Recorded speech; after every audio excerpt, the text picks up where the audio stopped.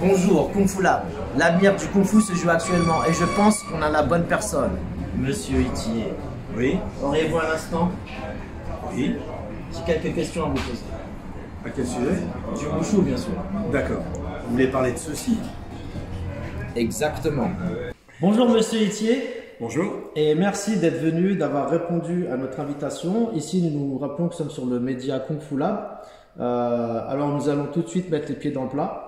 Alors, il y a beaucoup de oui-dire. On entend dire que la Fédération française de karaté et disciplines associées aurait perdu la délégation octroyée par le ministère des Sports. Elle serait maintenant partie du côté de la FAEMC. Déjà, est-ce que c'est vrai et qu'est-ce que ça va impliquer pour le monde du Wushu français? Alors tout à fait, c'est un long processus qui s'est engagé il y a 3 ans en réalité, lorsque j'ai pris contact avec la Fédération d'art énergétique et martiaux chinois, avec le président de l'époque qui s'appelait Christian Bernapel, et nous avons entrepris ensemble un travail de rapprochement qui s'est concrétisé en finalité par le dépôt du dossier de la demande de délégation de pouvoir. Effectivement, on arrivait à la conclusion que notre culture devait être représentée par les gens qui incarnent cette culture, à savoir les gens des arts martiaux et énergétiques chinois. Et tout récemment, après ce long processus, la Fédération de karaté, dans son arrêté du 28 mars, a perdu effectivement le Wushu en délégation de pouvoir, et celle-ci a été réattribuée au mois d'avril, donc quelques temps après ces différents rendez-vous que nous avons eus avec le ministère, à la Fédération des arts martiaux énergétiques chinois, qui sont représentés par son président Christian Desport. Très bien, très bien. On va tout de suite passer à la deuxième question. Qu'est-ce que ça va changer concrètement pour le haut niveau, c'est-à-dire pour les athlètes de l'équipe de France, le staff en vigueur, savoir les entraîneurs nationaux, etc. Qu'est-ce que ça va changer pour le haut niveau? Alors déjà, ça va changer pour les arts martiaux et les arts énergétiques qui vont avec. C'est pas la première fois, mais c'est la deuxième fois que nous exerçons une délégation de pouvoir pour les arts martiaux chinois en ligne directe. Auparavant, elle a existé à la FF Wushu, donc qui était effectivement la dépositaire de cette délégation de pouvoir. Malheureusement, je dirais, l'expérience n'était pas au rendez-vous et ce rendez-vous n'a pas été très concluant, et cette délégation a migré une nouvelle fois à la Fédération de karaté. Ceci étant, aujourd'hui, ce qui est intéressant, c'est le présent et surtout le futur. Cette fédération, nous avons la grande chance d'avoir un périmètre de délégation très étendu qui va effectivement, vous l'avez cité, du Qigong, donc des arts énergétiques, des arts internes avec une prédominance du Tai Chi, en France en tout cas, et je n'oublie pas les autres arts internes naturellement, le Xingyi, le Pakwa, le Yichuan, bien évidemment, les arts martiaux externes avec la représentativité du Kung Fu dans son large ensemble, en réalité des styles de tradition. Et enfin le Wushu, qui est le sport olympique au JOJ en 2026 à Dakar, qui est incarné par 2 épreuves, le Taolu et le Sanda. Alors qu'est-ce que ça va changer pour nos athlètes? Alors déjà, il faut savoir qu'effectivement, il y a 22 athlètes qui sont listés en haut niveau. Ce haut niveau d'ailleurs avait été acquise, cette filière de haut niveau, lors de la délégation de pouvoir qui exerçait la FF Wushu. Puis ensuite, naturellement, la Fédération de karaté a dû s'occuper de cette filière. Alors je dois dire que cette filière a été sous-employés, on va dire ce terme de cette façon, et les athlètes qui ont été référencés en haut niveau n'ont pas eu toujours ce qu'ils attendaient en termes d'entraînement, de régularité, etc., pour faire face aux échéances compétitives internationales importantes. Alors qu'est-ce que ça va changer? Bien, on va changer de paradigme justement, et on va essayer de mettre en place un vrai cursus, des vraies possibilités, pourquoi pas l'ouverture de l'INSEP à certains types d'entraînement, mais également, bien évidemment, de continuer l'accompagnement par les entraîneurs qui sont en poste actuellement. Bien évidemment, lorsqu'on sera dans une nouvelle saison sportive, se posera la question de reconduire ou de refaire justement quelque part une espèce de casting de ces entraîneurs nationaux. Et à ce moment-là, naturellement, tout le monde pourra postuler, en tout cas ceux qui en ont la compétence. Quant aux athlètes, naturellement, ils ont des échéances et je pense à eux, puisque 6 d'entre eux vont représenter la France aux World Games qui vont se passer en Alabama, à Birmingham, et également à Chengdu pour les Jeux mondiaux universitaires où seront présents 2 athlètes du Taolu, 2 athlètes du Sanda. Et aux World Games, c'est 3 athlètes du Taolu qui seront présents, donc Monsieur Denol, Madame Vauchez et Monsieur Drouard. Pour ne citer que, en tout cas pour les World Games. Donc je leur souhaite vraiment bonne chance. La fédération va prendre la succession, nous sommes dans une voie de transition, mais que les athlètes se rassurent et tous ceux qui pourront incorporer ce haut niveau, cette élite française dont on a besoin bien évidemment pour représenter nos disciplines, il faut être Frenchy. Il faut être vraiment fier de nos disciplines et de ses représentants, ses dignes représentants, et on fera en sorte qu'ils montent de niveau et leur donner les moyens qu'on pourra leur donner avec les moyens que nous avons. Merci Roger, je pense que vous avez été très clair sur ce point et assez rassurant pour ces athlètes. Vu que moi j'ai déjà été membre de l'équipe de France, je peux connaître le stress qui incombe les athlètes quand il y a des changements comme ça politiques qui sont très importants. Ôtez-moi le doute, on entend beaucoup de choses sur la toile, sur le net, notamment sur les licences. Paraîtrait-il, il y a des bruits de couloir qu'à la FAMC, il serait très compliqué de prendre des licences, à savoir, il faudrait plusieurs licences, c'est-à-dire une licence pour chaque discipline. Si je fais du Kung Fu, il faudrait une licence, pour le Tai Chi, une licence, etc. Est-ce que c'est vrai, c'est faux, des bruits de couloir Alors vous voyez, je souris parce que c'est entièrement faux, naturellement. Non, je dirais que dans cette fédération, contrairement par exemple à la fédération de karaté, jusqu'alors, il y avait une licence effectivement unique pour le Wushu et pour le Qigong d'ailleurs, même s'ils étaient séparés en termes de statistiques, qui était à 37 €. En fait, dans cette fédération, notre fédération, nous avons opté pour la juste licence au juste prix pour les licenciés qui n'ont pas accès parfois ou besoin d'avoir accès à tous les services d'une fédération. Par exemple, il y aura des licences pour les enfants qui ne seront pas du tout à ce tarif-là. Je ne peux pas vous donner encore les tarifs puisque ça doit être voté en conseil d'administration et puis également voté en assemblée générale, mais je peux vous dire qu'ils seront nettement inférieurs au prix que je vous ai annoncé tout à l'heure. Mais il y aura aussi une licence que je vais qualifier de loisir, mais je suis désolé pour ceux qui ont une pratique régulière. Loisir ne veut pas dire, c'est pas péjoratif dans ma bouche, c'est ceux qui pratiquent les arts énergétiques, le Qigong, le Tai Chi, le Kung Fu, et qui n'ont pas nécessité de faire de la compétition, ne le souhaitent pas parfois. Donc il y aura une licence qui leur sera adaptée et permettra d'accompagner leur pratique. J'aime à souligner qu'une fédération n'est pas là pour simplement organiser des compétitions, mais aussi des manifestations, et on en organisera destinées à ces publics. Ensuite, il y aura une licence compétiteur, parce que les compétiteurs ont besoin d'un bel écrin dans lequel ils puissent exprimer leur talent, et on fera en sorte que cet écrin soit festif. On veut renouer avec le public, surtout après la crise Covid qu'on vient de vivre.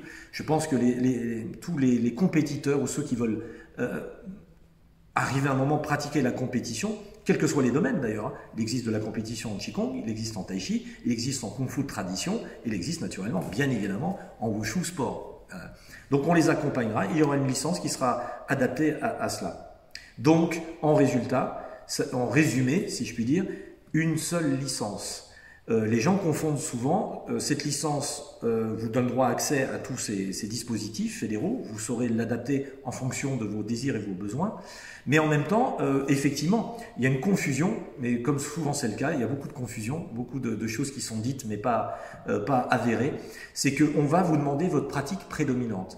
Est-ce que vous avez une pratique prédominante de Qigong, de Tai Chi, de Kung Fu ou de Wushu? Il suffira de cocher cette case et vous serez référencé comme tel. Ce qui veut dire que vous aurez accès à un vote qui va élire des collèges qui vont représenter votre discipline, avec des gens qui pratiquent, je ne vais pas dire exclusivement, mais principalement cette discipline. Très bien, merci Roger pour ces précisions. Le championnat, dit championnat de France à Vitrolles de Sanda, vient de se passer il y a à peu près une semaine. Oui. Ils ont brutalement changé l'appellation championnat de France en championnat national. Est-ce le fruit est-ce le fruit de votre volonté, de la volonté de la FAMC, puisqu'elle a maintenant la délégation, ou enfin, comment ça pouvez-vous nous expliquer un petit peu pourquoi ce changement d'appellation? Ben, je vais vous expliquer très simplement. Nous avons eu une réunion avec la DTN de la Fédération de Karaté, donc le DTN et la DTN adjointe qui sont en charge de ça, avec le président des sports, Christian Desports et moi-même, avec aussi un monsieur du ministère de la direction des sports, monsieur Albert Pernet, et également monsieur Bruno Guénard, qui sont chargés d'arbitrer un peu cela et de prendre des décisions qui étaient importantes. Pour notre part, avec le président Christian Desports, nous avons opté pour le fait que on n'était pas contre garder cette appellation championnat de France, bien évidemment. On a beaucoup de respect pour les compétiteurs, j'en ai été naturellement, donc je ne peux que les respecter. Et je sais très bien qu'un parcours compétitif est ardu, d'être sélectionné pour les championnats de France, puis d'avoir un titre de champion fédéral de Sanda, c'est moins prestigieux que celui de champion de France de Sanda. Ce n'est pas de notre fait. En fait, on a proposé cela, voire même que cette délégation ou cette promulgation, ce qui a été le cas d'ailleurs, se fasse après ce championnat de France. La direction technique fédérale, FFK, en a décidé autrement. Donc, c'est pas à nous qu'il faut se référer, mais plutôt à cette direction technique. Merci beaucoup. Une question vraiment qui fait le tour des réseaux sociaux en ce moment, mais on aimerait savoir quel est le motif. Pourquoi cette délégation a été retirée de la fédération et de la fédération de karaté et disciplines associées? Quels sont les critères en fait pour avoir ce sésame? Alors les critères sont nombreux, mais il faut répondre naturellement. Il faut déjà avoir une fédération qui a l'agrément ministériel, ce qui était le cas de la FAMC naturellement. Et ensuite, il suffit de déposer un dossier. 2 fédérations ont déposé leur dossier. Donc la fédération de karaté pour son renouvellement. Donc le président Francis Didier a déposé ce dossier. Il l'a défendu. Voilà. Et la FAMC, naturellement, associée avec le Comité national français de Wushu, dont j'étais le président, ont défendu le dossier également pour avoir cette délégation de pouvoir. Et il s'en est suivi en finale une réception, si je puis dire, de la ministre des Sports, Madame Roxana Maracineanu, ainsi que tout son staff du cabinet et de la direction des sports, avec Monsieur Francis Didier, avec le DTN Gilles Cherdieu et Monsieur Mounir Ahati, qui est le représentant en fait de l'association nationale de Wushu Kung Fu, FFK, au sein de cette fédération. Et puis de l'autre côté, il y avait donc le président Christian Desports et moi-même pour le Comité national français de Wushu. Eh bien, je pense que ce qu'on a défendu, en tout cas, voilà, mes collègues de la Fédé de karaté ont dit ce qu'ils avaient à dire. Pour ma part, j'ai résumé ça en un jeu de cette famille. Il faut que cette famille, et elle est prête, et nous l'avons démontré, il faut qu'elle soit unie. Les arts martiaux chinois, pendant 22 années, ont été sous l'égide de la Fédération de karaté en tant que délégation de pouvoir.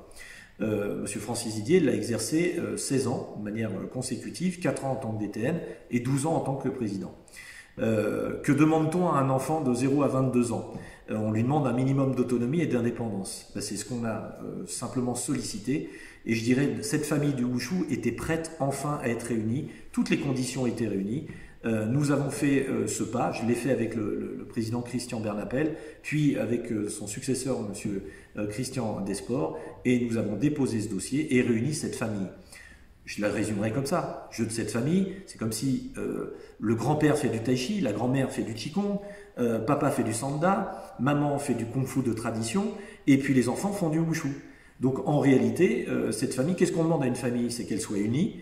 Est-ce qu'on lui demande une garde alternée entre une olympiade sur l'autre ou 2 olympiades sur l'autre, d'une fédé à une autre? Je pense que les arts martiaux et les arts énergétiques chinois ont besoin de leur maison, ils l'ont maintenant, et à nous de nous réunir, et nous sommes ouverts à toute la famille, et bien évidemment, il est plutôt nécessaire de se regrouper. Nous avons notre destin en main maintenant, c'est à nous d'œuvrer. On a chacun nos responsabilités, chacun dans nos dispositifs, qu'on soit dirigeant, qu'on soit enseignant, qu'on soit président d'association, qu'on soit athlète, qu'on soit pratiquant hebdomadaire dans des cours de qigong, de tai chi, de kung fu ou de wushu, tous sont concernés. Mais pour ma part, je parlerai en mon nom, mais je peux parler aussi au nom du président, c'est que le licencié doit être au centre de toutes nos préoccupations. C'est vraiment ça qu'on veut faire.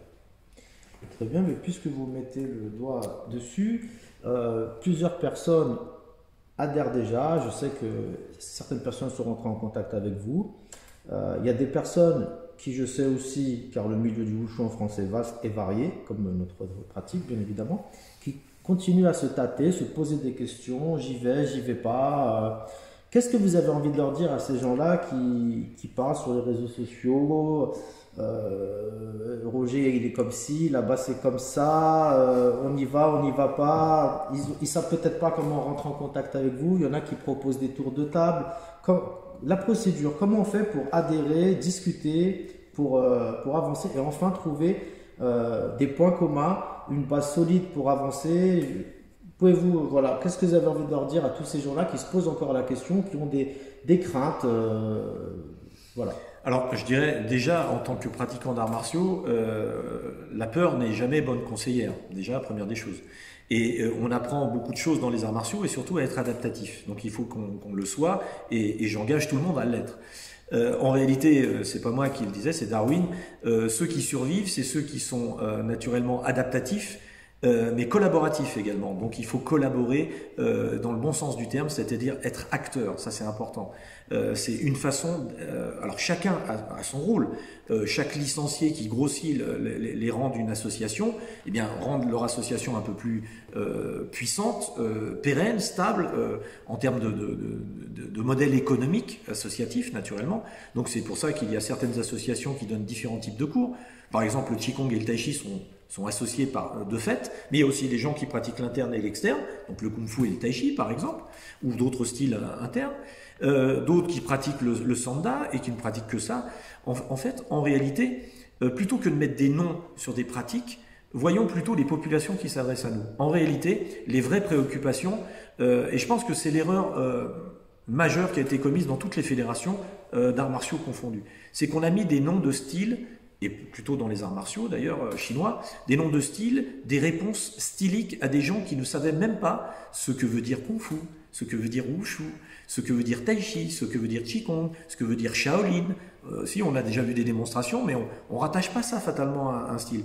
Quand on dit Taolu, c'est pas un style de Wushu. Taolu, c'est une épreuve sportive sont des formes. Bien sûr que les pratiquants savent très bien, mais je m'adresse au grand public, ils ne savent pas ce que c'est Taolu. Ils pourraient croire que quand ils voient Taolu et Sanda, le Sanda c'est une danse brésilienne, non? Sanda c'est du combat libre, et le Taolu, qu'est-ce que c'est? C'est un style martial? Non, pas du tout, c'est une épreuve de compétition, de forme codifiée ou non, libre, avec ou sans armes. Et en équipe, c'est aussi valable. Mais en réalité, c'est les publics qui nous intéressent. En fait, en réalité, il y a pour moi, quatre types de populations qui s'adressent à nous. Ceux qui ont une prédominante sur la santé. De fait, bien évidemment, ceux qui pratiquent le Qigong et le Tai Chi sont intéressés par cela. C'est leur pratique prédominante. Il y a ceux qui sont intéressés par la martialité. Dans le Tai Chi, il y a des gens qui sont intéressés par la martialité, peu dans le Qigong. Il y a une dimension martiale dans le Qigong qui est en fait une famille de Qigong de renforcement. Donc elle existe, ce lien existe. Mais il y a aussi ceux qui ont une prédominance, je dirais, de spiritualité. Alors quand je dis de spiritualité, attention, je parle de développement personnel, je parle de connaissance de soi, je parle de tous ces principes qui sont très probants dans notre société. Donc on a la santé, on a la compétitivité, on a la martialité et on a la spiritualité. Ce sont ces publics qui viennent à nous. Nous devons être en mesure de leur répondre en mettant en face, effectivement, des pratiques dans lesquelles ils se reconnaissent, dans lesquelles C'est quoi un pratiquant, en définitive? C'est quelqu'un qui rentre dans une association, son médecin lui a dit « Tiens, monsieur ou madame, il faut renouer avec l'activité physique », et ils n'ont jamais été très sportifs, entre guillemets, eh bien, ils vont peut-être pratiquer le Qigong, et peut-être à terme le Tai Chi, et pourquoi pas tester le Kung Fu, et pourquoi pas un jour s'exercer dans des techniques de self-défense, pourquoi pas? Je ne vois pas pourquoi on ferait du racisme intergénérationnel, et pourquoi un senior ne pourrait pas pratiquer le Kung Fu. C'est pas la loi du nombre, mais ça existe et il faut être en mesure de répondre à ces attentes. Et la fédération, la FAMC, va répondre à cela. On va mettre des choses en place, on va mettre des événements qui ne sont pas tournés autour simplement d'une élite de compétition, qui est importante, je l'ai rappelé, mais aussi un jour, peut-être que quelqu'un qui a plus de 50 ans veut s'exercer en compétition, et peut-être, voilà, c'est son challenge, c'est sa voie sportive du moment, eh bien on doit lui offrir ça. Mais on peut lui offrir aussi des conférences, on peut lui offrir des stages avec des experts français et chinois. On peut lui offrir d'autres découvertes sur la calligraphie et la culture qui lie tout ce périmètre au niveau des arts martiaux chinois et des arts énergétiques. On a une merveilleuse culture, il ne dépend qu'à nous de la développer. Nous avons tout, la philosophie, la culture martiale, la santé, la vitalité, donc qu'attendons-nous ? Alors j'ai envie de vous dire, venez, ne vous posez pas de questions, on n'a pas à se poser de questions, on a la chance d'avoir une maison à nous qui nous est dédiée. Donc si vous avez cette ambition de vouloir développer, rayonner, faire porter haut la parole des arts martiaux et énergétiques chinois, alors vous avez frappé à la bonne porte.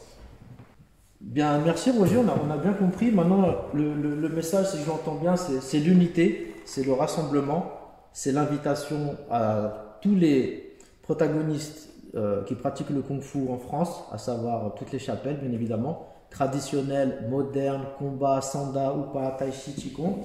Mais concrètement, les arbitres, entraîneurs, formateurs, tous ces gens-là, comment ils font s'ils veulent apporter maintenant, immédiatement leur concours, ils ne veulent peut-être pas attendre septembre, comment ils font pour prendre contact avec vous, avec cette fédération, adhérer, commencer à travailler sur ce fameux calendrier que nous attendons tous pour la rentrée? Alors déjà, première des choses, effectivement, l'arrêté de délégation est paru très récemment en réalité. Donc bien évidemment, c'est difficile de tout de suite communiquer à grande échelle. On va le faire. En tout cas, ils peuvent nous joindre sur la femc.fr et éventuellement sur les réseaux sociaux. Je pense que certains sont en lien. Ils peuvent me contacter sur les réseaux sociaux, ceux qui connaissent, et puis très facilement me demander poser des questions et je les renverrai vers les choses qui sont attitrées, naturellement, les services dédiés à cela. Mais j'ai envie de dire, naturellement, on a besoin de tout le monde. Encore une fois, c'est notre maison. Je ne suis pas en train de dire c'est ma maison, c'est pas celle du président, c'est notre maison. C'est la maison de tous ceux qui y participent et qui y participent depuis des années. À la FEMC, ce sont des gens d'expérience qui ont déjà œuvré dans leur parti. Ils ont développé des choses extraordinaires sur la santé, sur l'éducation, dans les milieux scolaires, dans le milieu de l'entreprise. Il y a des choses extraordinaires. Le périmètre de délégation ne s'arrête pas à la chose sportive. Il s'étale dans plein d'autres choses. On parle d'écologie. On est un art d'écologie corporelle. On travaille avec économie de mouvement. Donc on est un art artistique. C'est pas un pléonasme. Le tai chi, c'est de la calligraphie corporelle. Le kung fu, c'est la vigueur, la puissance, les styles animaliers. C'est quelque chose qui est très écologique. On est inscrit pleinement dans la nature. Quelqu'un qui pratique les arts martiaux, fatalement, ne peut être enclin à aller dans ce sens-là et à développer ses activités de cette façon et de les plébisciter. Donc, nous avons besoin d'arbitres. Bien sûr, on a déjà des arbitres. Il faut enrichir cette commission et d'avoir un staff d'arbitres et de juges, parce que sans arbitres et sans juges, il n'y a pas de compétition. Des juges compétents, on assurera leur formation à l'international et au niveau national. Ceux qui veulent d'ailleurs rejoindre cette fonction d'arbitre, eh ben bien sûr qu'ils peuvent venir, bien évidemment. Mais il y a aussi des juges pour les examens de grade. Il faut bien des gens qui sont gradés et qui puissent les faire passer en province, mais aussi au niveau national, selon les grades. Un lien, un contact peut-être pour prendre contact famc.fr, vous avez tous les services de la fédération et vous pouvez laisser des messages, on vous répondra. Et ceux qui veulent d'aventure me contacter directement, ma boîte mail est toujours ouverte et mes réseaux sociaux également. Vous communiquez avec moi en message privé, il n'y a aucun problème. Et je vous renverrai soit par les personnes compétentes ou j'essaierai de vous répondre. Vous vous doutez bien que je pense qu'il y aura beaucoup de monde qui vont nous contacter, mais je vous assure que je vous répondrai ou je vous orienterai de belle façon. En tout cas, un grand merci Roger pour ce temps de parole. Merci à vous. Et puis si on a d'autres questions qui fusent sur le net, etc., on n'hésitera pas à vous faire revenir. Merci beaucoup. Merci, je vous salue. Et justement, ce salut, il est fraternel. Ce poing est mis à votre service et cette main, elle est tendue. Donc saisissez-la. Merci. 再见。再见。